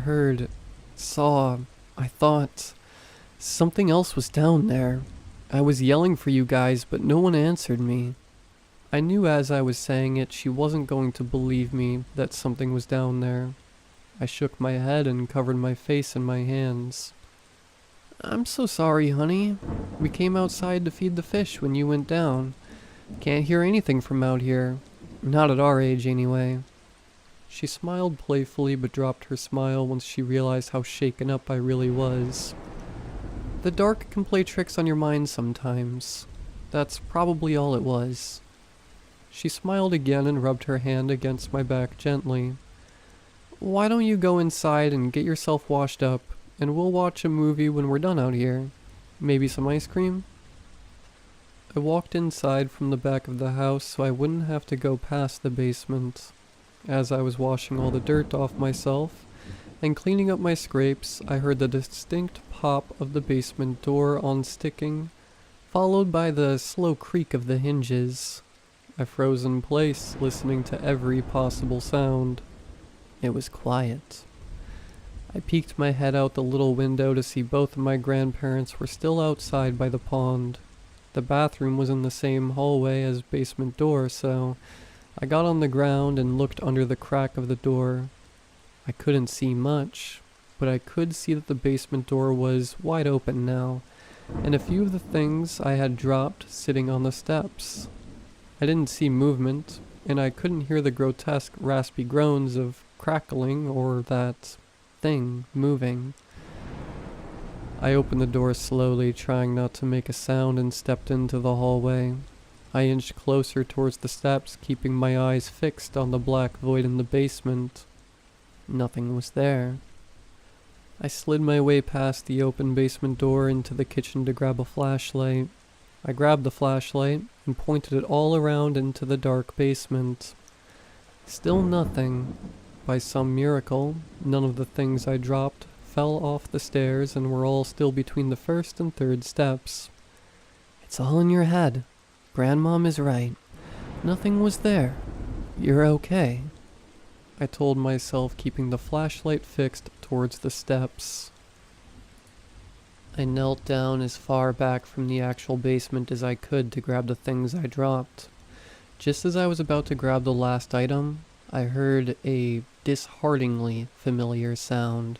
A slow, dragging shuffle combined with popping and cracking. Not from the basement, from behind me. I turned my head towards the hallway and then felt the life force drain out of me as my eyes once again met those horrible, irisless, bloodshot eyes.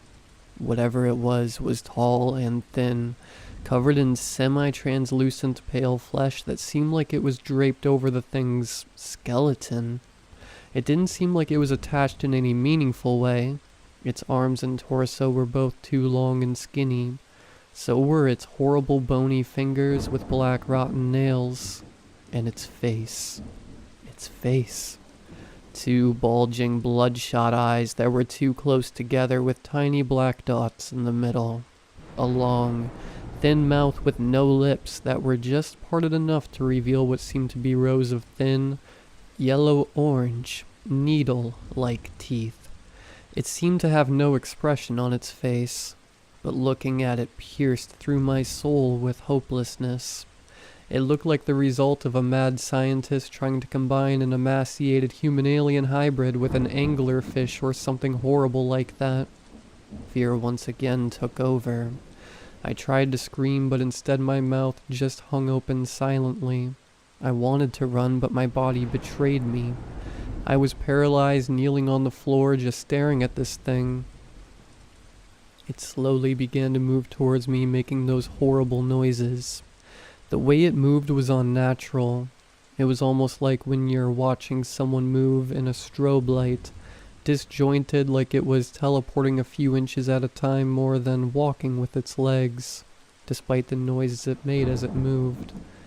It was within a few feet of me as it began reaching out towards me with its horrible twisted fingers. As it reached out to touch me, my body abruptly released me from fear paralysis, and I screamed at the top of my lungs. I didn't know I was capable of making a noise like that. I screamed so loud I seemed to startle the thing for a second. It paused before turning its head 180 degrees with a sickening crunch to face the back door. I heard the door fly open, and my grandparents both calling my name with almost as much fear as I had. The thing let out a wailing, groaning scream, for lack of a better word, and fled back into the basement. As I sat there shaking like a leaf, I saw my grandparents standing at the end of the hallway. What? I'd never seen my grandparents look scared before. My grandmom rushed towards me with a quickness I didn't know she was capable of. She quickly ushered me out of the house as she yelled to my grandfather, directing him to go back out the door. Call the police now. I don't remember most of the rest of the night. My grandparents rushed me outside, and we all stood in their driveway and waited for them to arrive. It felt like hours to me, but it was probably less than 10 to 20 minutes before they arrived. They searched the whole house and yard, but they found nothing. When they asked us all for details about what we saw, my grandparents said it was a tall, skinny, naked, hairless man they'd seen run down into the basement. But I knew it wasn't a man. It wasn't human. I didn't tell the police that, though. I knew no adult would really take me seriously if I explained the full extent of everything. I didn't want this to be dismissed as a child's overactive imagination, even if my grandparents had seen it too. I just told the police the basement door slammed shut. I thought I heard someone down there, and then saw someone in the hallway when I went to pick the things back up. I think some part of me just didn't really want to relive the whole thing again either. They did a full investigation of the basement, the house, searched the surrounding neighborhood and woods, but nothing ever came of it as far as anyone told me. Thankfully, less than 6 months later, my grandparents ended up moving to a retirement home that was closer to our house, and I never had to go down into that basement again. But I will never forget what happened that night. I still sleep with the lights on a lot of the time, and I do everything in my power to avoid having any dark or open spaces behind me. I hate to admit that, but I'd rather people think I'm scared than ever have to see that thing again. I don't think I'll ever feel truly safe again for the rest of my life. It's been more than 15 years since it happened, but some part of me will always be on edge, waiting for my gaze to meet those horrible eyes again.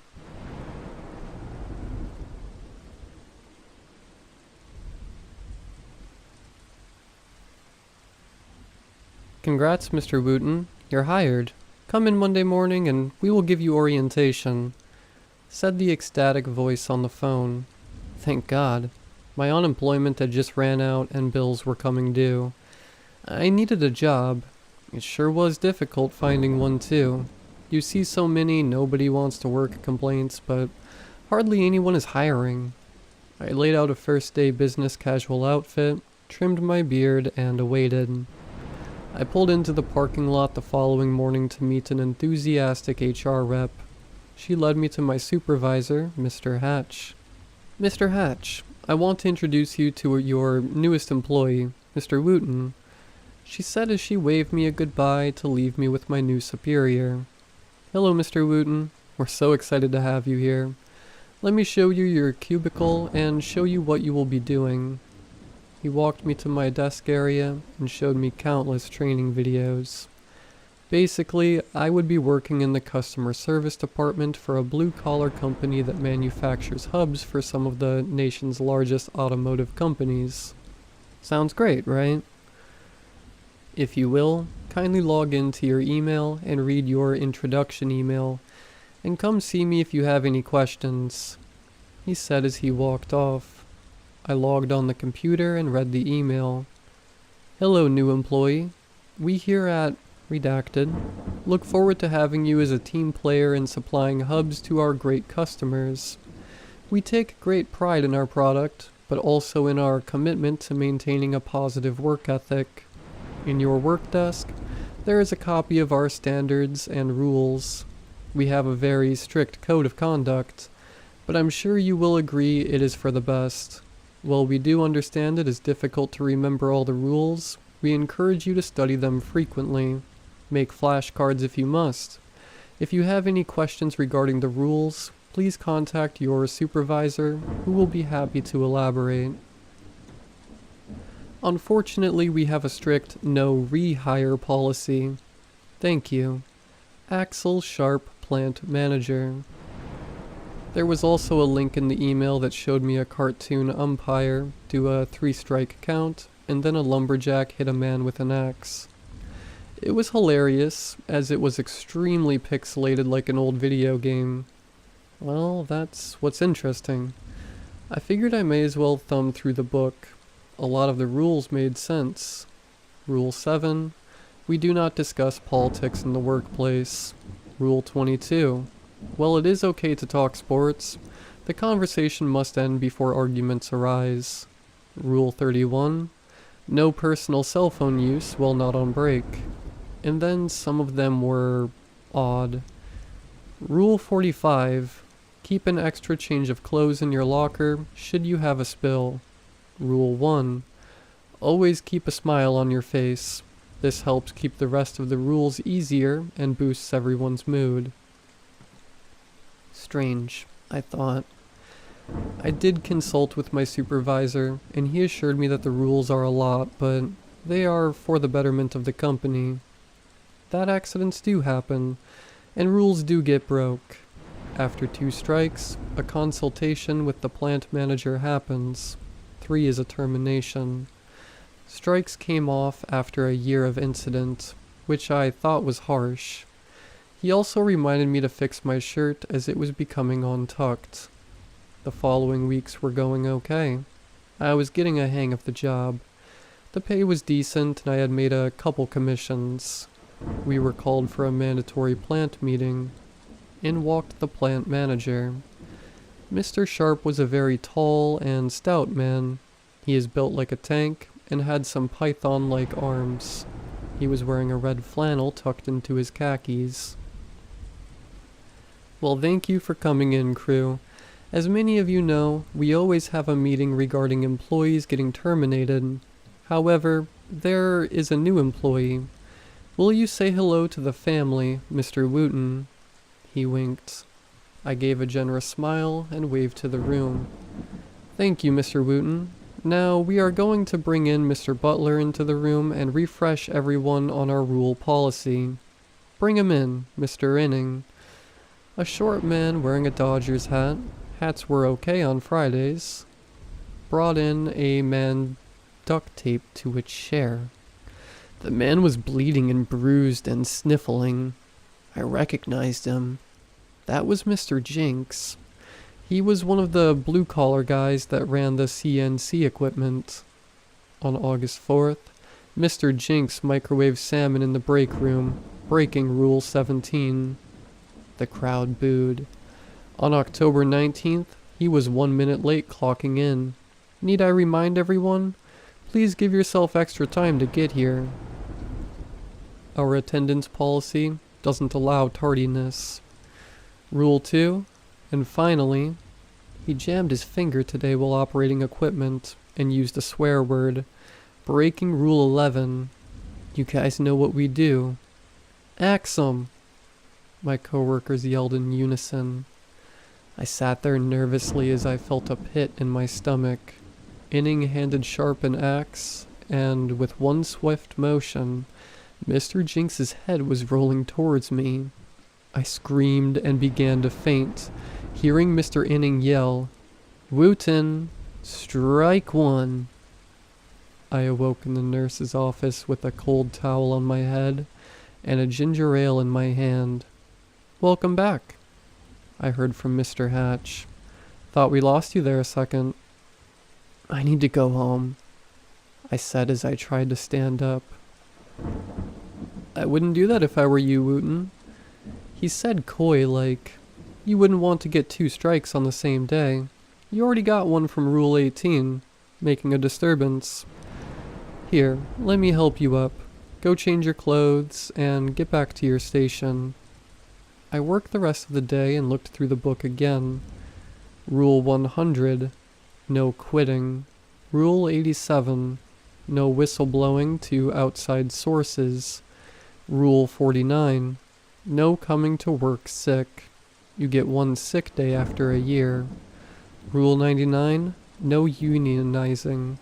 Talks of unionizing, gathering outside of the workplace.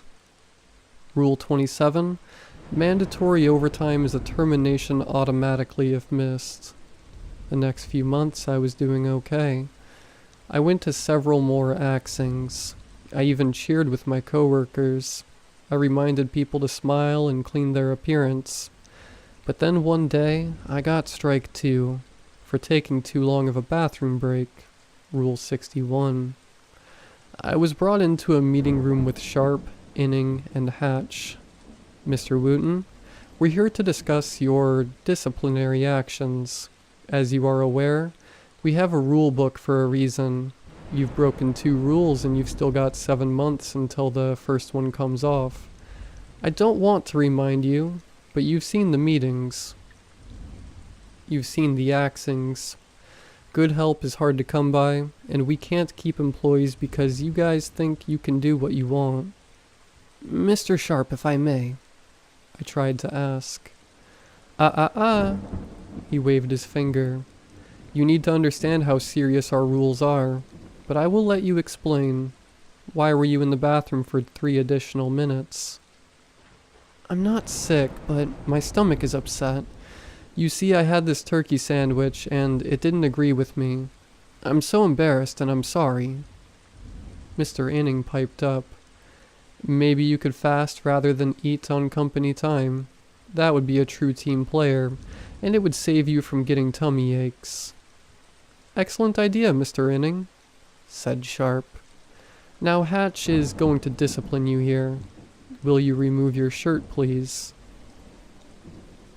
My shirt?" I asked. "Yes, the next 3 minutes won't be a rule-breaking time. Please refrain from profanity to the best of your ability." I removed my shirt and Inning held my hand. "One more strike and you're out." Hatch came up with a branding iron that was red hot and stuck it to my chest. I screamed at the intense pain I was feeling as tears rolled down my cheeks. Inning quickly covered my mouth and grinned. They beat me a couple minutes. At the end of the period, Sharp looked satisfied. "Well, I feel this was a productive meeting. I think Mr. Wooten here will remember his lesson and not break any more rules. Plus, he is showing his company pride." He was referring to the company logo that was burned into my skin. Nearly a year from my initial strike was almost up. I had seen 20 axings. I worked overtime, missed family gatherings to attend family functions, and was even leaving the house very early to make sure I had an extra hour in the parking lot so I wouldn't be late. But some things are out of control. A traffic jam, a city bus had flipped on its side and blocked the road. I took back roads, sped but was caught by a trooper going 20 over. After a stern talking to and a ticket, I sped off again once I knew he was gone. A school bus stopped to let kids off, but I ran past it. I ran stoplights and cut off a few cars. I made it to the parking lot and looked at my clock. 1 minute late. 1 minute late. That's strike 3. I saw the security guard point at me and, on his siren, yell for me to come in, but I U-turned out. I just made it past the gate before it could pin my car in. I heard Inning yell at the guard, "You let him get away. That's strike 1 for you." HR has all my info. They know where I live. I drove past my apartment to see the security guard waiting by my door the following day. The only choice I have now is to run. I won't share where I'm at. You never know where internal affairs are.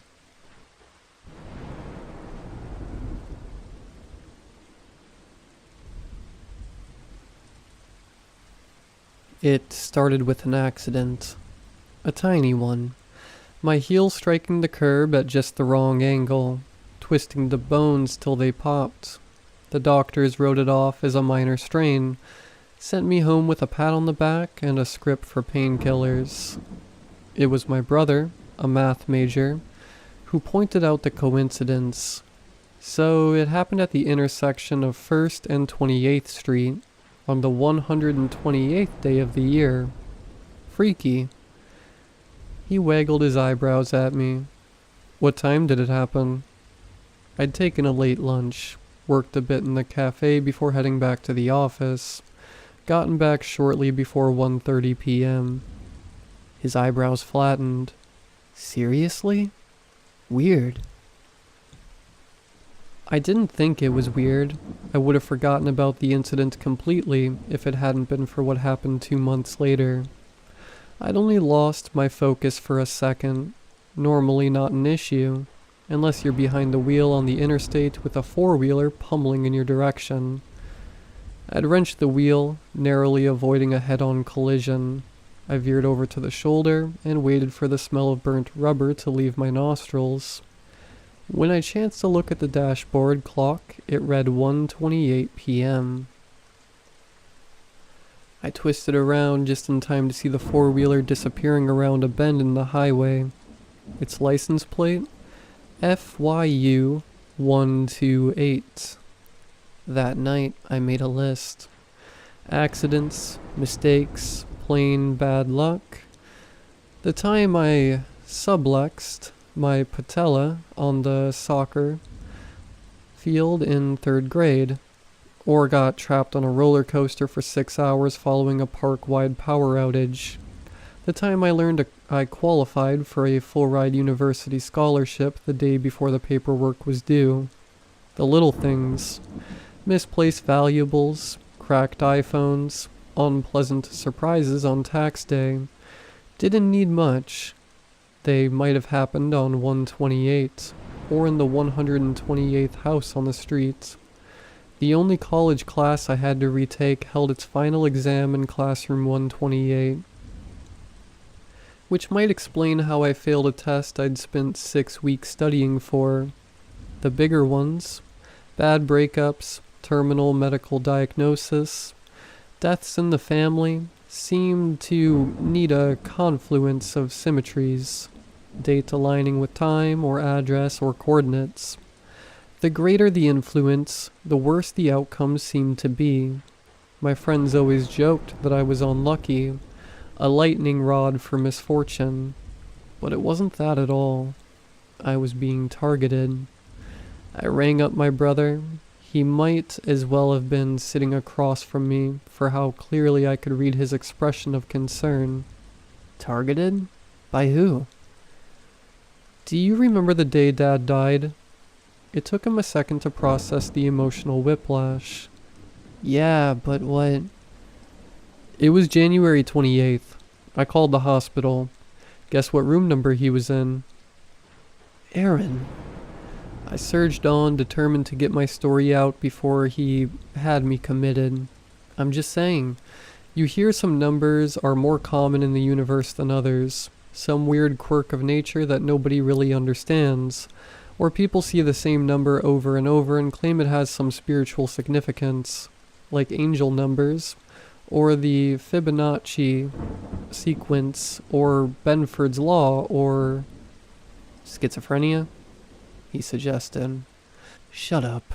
Here's my theory. There are entities, intelligences, whatever you want to call them, that express their will under certain conditions. In my case, the appearance of a specific sequence of numbers. Just pretend for a second that it's possible. What would you do? I'd roll over and wait to die. Statistically speaking, there's no way to avoid a number. Numbers are the blueprint for everything, you see. They're the language of nature.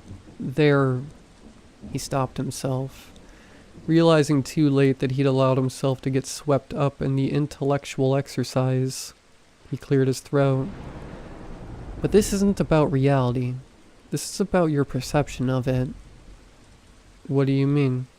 Well, let's take the accident. Do you remember how fast you were driving? I don't know, 80? Do you know how many kilometers per hour that is? I felt a chill walk slowly down my spine. Exactly. And if you wanted to take it further, how many times do you see a 128-degree angle, or read the 128th page in a book? The point is, you're not aware of these instances, so you don't experience any bad luck. And anything that is affected by your perception, not the undeniable fact of reality, has to originate inside your head. Or, I suggested, you just made it easier for it to find me. As I stared at my phone, a pop-up alerted me that the 49ers had won by a landslide score of 1-28.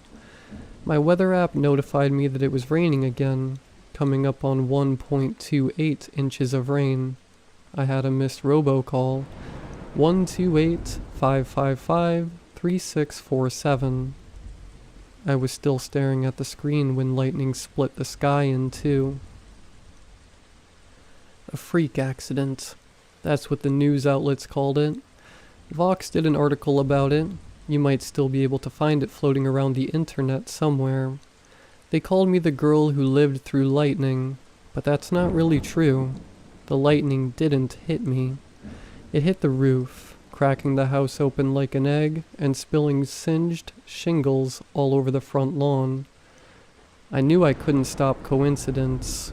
I couldn't avoid the manifestation of this thing, this entity, any more than I could stop the march of time. But I could try. My brother was right. If I didn't know when the door was open, it couldn't come in to greet me. I destroyed all the clocks in the house, defaced too many books to count, and burnt the offending pages. Then I booked a last-minute flight to somewhere I was unlikely to find a clock or license plate. There are precious few of those places left. I should probably explain why I'm writing this. At this moment, I'm sitting on the plane as it descends through the dense black clouds. Thank God for in-flight Wi-Fi, or what could very well be my last words would be lost. I'm scared. I feel the vice enclosing me, an incredible pressure building. We're finally breaking our holding pattern. Well, it circled in the sky, waiting for the storm to clear. A flight that was supposed to touch down well before midnight on January 27th altered its arrival date to January 28th. We're approaching 12,800 feet, and I can't stop staring at the little screen in front of me, announcing the latest update to our flight details. Our estimated landing time is 1:28. Wish me luck. Please.